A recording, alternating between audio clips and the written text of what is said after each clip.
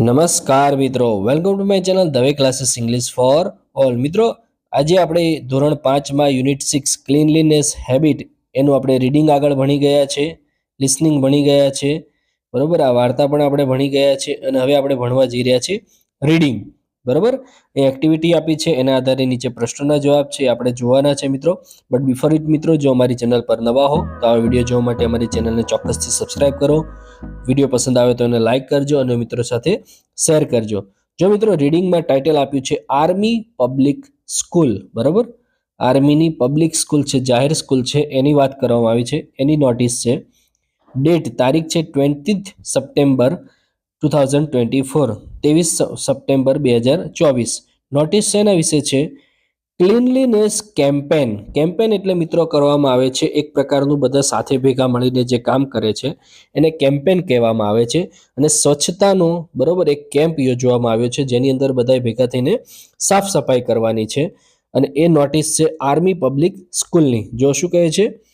This is to inform that our school is organizing a cleanliness drive in the school from 2nd October 2024. એવું કહે છે. અહીંયા સ્કૂલની અંદર બધા વિદ્યાર્થીઓ માટે એક નોટિસ આપવામાં આવી છે આર્મી પબ્લિક સ્કૂલની, બરોબર. એમાં કહે છે કે ધીસ એટલે આ, ઇન્ફોર્મ એટલે જણાવવામાં આવે છે, ધેટ એટલે કે, અવર સ્કૂલ એટલે આપણી શાળા, ઓર્ગેનાઇઝ એટલે આયોજન કરવા જઈ રહી છે, ક્લીનલીનેસ ડ્રાઈવ એટલે સ્વચ્છતાનો એક પાઠ ભણવા માટે અથવા સ્વચ્છતા રાખવા માટેનું એક આયોજન કરવામાં આવ્યું છે in our school from 2nd October, બરાબર. 2 ઓક્ટોબર આપણે સૌ જાણીએ છીએ તેમ ગાંધી જયંતિ છે અને ગાંધીજી જે હતા એ સ્વચ્છતાના ખૂબ જ આગ્રહી હતા. All the students are requested to keep their classes and school premises clean. ઓડ એટલે બધા, સ્ટુડન્ટ્સ એટલે વિદ્યાર્થીઓને, રિક્વેસ્ટેડ એટલે વિનંતી કરવામાં આવે છે, કીપ એટલે રાખવું, ધેર એટલે તેઓનો, ક્લાસીસ એટલે વર્ગ, એન્ડ સ્કૂલ પ્રિમાઇસીસ એટલે કે જે પણ કોઈ એમની સ્કૂલની અંદર હદ છે, એમની ઓસરી છે, ગેલેરી છે, સ્કૂલનું મેદાન છે, ક્લીન રાખે, સ્વચ્છ રાખે એવી એમની પાસે આગ્રહ રાખવામાં આવે છે બધા વિદ્યાર્થીઓ પાસે. Use of dustbin is compulsory in school. Use એટલે ઉપયોગ કરવો, ડસ્ટબિન એટલે કચરાપેટીનો, કમ્પલસરી એટલે ફરજિયાત છે ઇન ધ સ્કૂલ, સ્કૂલમાં ગમે ત્યાં કચરો નાખવો નહીં. No one will throw litter in open. No one એટલે કોઈ પણ નહીં, વિલ થ્રો એટલે ફેંકશે, લિટર એટલે કચરો, ઇન ઓપન એટલે ખુલ્લામાં, કોઈ પણ ખુલ્લામાં કચરો ફેંકશે નહીં. આ નોટિસ છે બધા વિદ્યાર્થીઓ માટે. The member of cleanliness club will visit each class every school day and the cleanest class will be awarded at the end of every month. જો એક આયોજન પણ એવું કરવામાં આવ્યું છે કે મેમ્બર એટલે સભ્યો, ક્લીનલીનેસ ક્લબ એટલે કે સ્કૂલમાંથી જ વિદ્યાર્થીઓ દ્વારા એક ક્લબ બનવામાં આવ્યું છે, સ્વચ્છતાનું ક્લબ. વિલ વિઝિટ એટલે મુલાકાત લેશે, ઇચ ક્લાસ એટલે દરેક સ્કૂલની, એવરી સ્કૂલ ડે રોજ સ્કૂલના દિવસોએ એ દરેક ક્લાસની મુલાકાત લેશે અને જે ક્લાસ સ્વચ્છ હશે એને ધ ક્લીનેસ્ટ ક્લાસનો એવોર્ડ આપવામાં આવશે. Will be awarded at the end of the every month. દર મહિનાના અંતમાં જે ક્લાસ એકદમ સુઘડ અને સ્વચ્છ હશે એને એવોર્ડ આપવામાં આવશે એવી એક નોટિસ આપવામાં આવી છે સેક્રેટરી ક્લીનલીનેસ ક્લબ દ્વારા, બરાબર મિત્રો. હવે એના આધારે આપણે અહીંયા નીચે ખરા અને ખોટા લખવાના છે. જો સાચું હોય તો ટ્રુ અને ખોટું હોય તો false. The school notice is publish in the month of June. જૂનમાં થઈ હતી આ નોટિસ? ના. તો સપ્ટેમ્બરમાં થઈ હતી એટલે અહીંયા આવશે ફોલ્સ. એના પછી number 2, everyone should throw garbage in the dustbin only. દરેકે કચરો છે ફક્ત ડસ્ટબિનમાં જ નાખવાનો છે, તો yes it is true. Number 3, every weekend award of the cleanest class will given. દર અઠવાડિયે દેવામાં આવશે? તો ના. દર મહિનાના એન્ડમાં એટલે કે મહિનો પૂરો થાય ત્યારે એટલે ત્રીજામાં આવશે false. Number 4, there are no dustbin in the school. સ્કૂલમાં ડસ્ટબિન નથી તો આવશે ફોલ્સ, બરાબર. ડસ્ટબિન આપેલા છે તો જ એવું કહે ને કે ભાઈ ડસ્ટબિનમાં કચરો નાખવો. એના પછી આપણે નીચે પ્રશ્નોના જવાબ જોઈએ તો vote is the notice about. તો નોટિસ શેના વિશે છે? તો અહીંયા આપણે મિત્રો જોઈ શકીએ છીએ, બરાબર. અહીંયા આપી છે the notice is about cleanliness campaign. એટલે જવાબ આવશે the notice is about cleanliness campaign, એવું એની સામે જવાબ લખવામાં આવશે. ત્યારબાદ બીજો પ્રશ્ન છે, who has publish the notice, school notice. કોણે આ નોટિસ પબ્લિશ કરી છે? તો હુથી જ્યારે મિત્રો જ્યારે પ્રશ્ન પૂછવામાં આવે ત્યારે હંમેશા કોઈ વ્યક્તિના સંદર્ભમાં હોય છે, એટલે પબ્લિક નોટિસ પબ્લિક કરવામાં આવી છે સેક્રેટરી ક્લીનલીનેસ ક્લબ દ્વારા, બરાબર. એટલે લખી શકીએ secretary of cleanliness club has publish notice, બરાબર. It compulsory to use dustbin? શું ડસ્ટબિનનો ઉપયોગ કરવો કમ્પલસરી છે?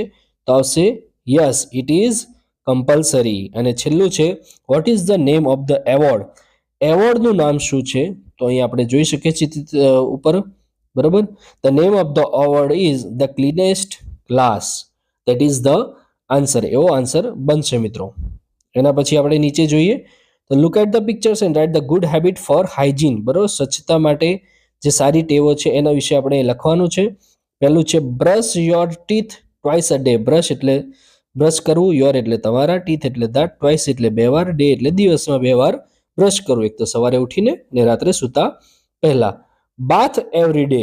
બાથ એટલે સ્નાન કરવું, એવરી ડે એટલે દરરોજ.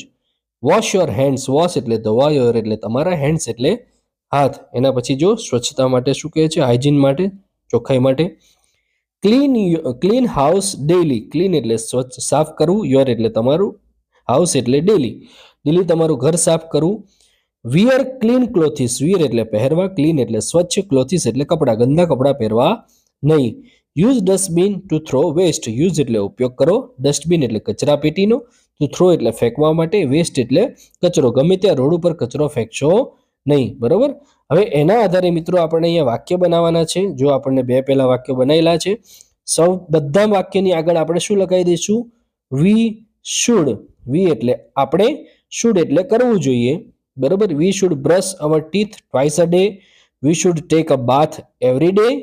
પછી શું થશે? યસ, વી શુડ, અને એના પછી વાક્ય આપણે લખશું વોશ અવર હેન્ડ્સ. યોરની જગ્યાએ કરી નાખશું અવર હેન્ડ્સ, બરાબર.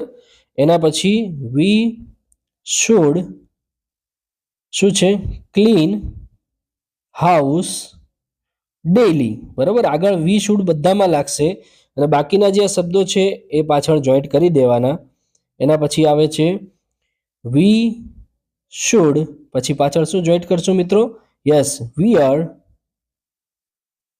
Clean clothes. ઓકે. એના પછી છેલ્લું આપણે જોઈએ તો એની અંદર પણ એવું કહેવામાં આવ્યું છે we should use dustbin to throw waste. આ રીતે મિત્રો વી શુડ આગળ છે બધામાં સરખું જ આવશે, કોમન આવશે. બાકીના જે બધા ક્રિયાપદો છે અને શબ્દો છે, બરાબર, એ એની પાછળ લાગવામાં આવશે મિત્રો. આ રીતે વાક્યો આપણે બનાવવાના છે, નોટની અંદર લખવાના છે, બરાબર.